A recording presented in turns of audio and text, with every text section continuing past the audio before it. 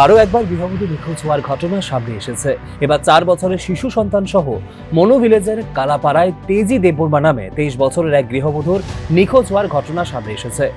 পরিবারের লোকজনদের বক্তব্য হচ্ছে, স্বামীর বাড়ি থেকে মনাই পাথরের স্বামীর বাড়ির কথা বলে বেরিয়েছিলেন সংশ্লিষ্ট গৃহবধূ। তবে দীর্ঘ সময় অতিক্রম হলেও না বাপের বাড়ি না নিজের বাড়িতে ফিরে আসেন তেজি দেববর্মা। তারপর শুরু হয় দুই পরিবারের তরফ থেকে খোঁজাখুঁজি।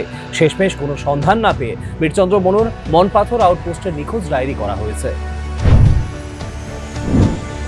তাই রনা ফাইমানি এই শুক্রবার শুক্রবার ফাইমানি ओमफ्राय मैया हेंखे 3टा 3:30आव थांनायसो आं मथाय रोमान जागोन सकाय गथायखौ दा आंबो सगैयानो खानाव खुसखायनो बफोर थांमानो नगनिखाय नगनि 3:30 हेराबा थांनो ओंखाय आं रगो खुस खबर नायनायखा तामुसा खुस खबर नायनायखौ सगैयानो सार को बुसाइल तामुसा बुसाइनिया फरक फायजा आंखौ थाना थांबाय जाला जानो बुसाइ बर फायखा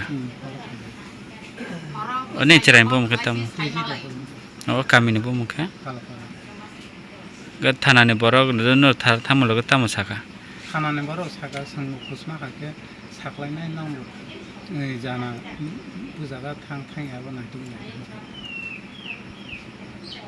স্বাভাবিকভাবেই 4 বছরের সন্তান সহ গৃহবধূ নিখোঁজ হওয়ার ঘটনায় উদ্বেগ তৈরি হয়েছে। পুলিশ সূত্রে জানানো হয়েছে তদন্ত চালানো হচ্ছে।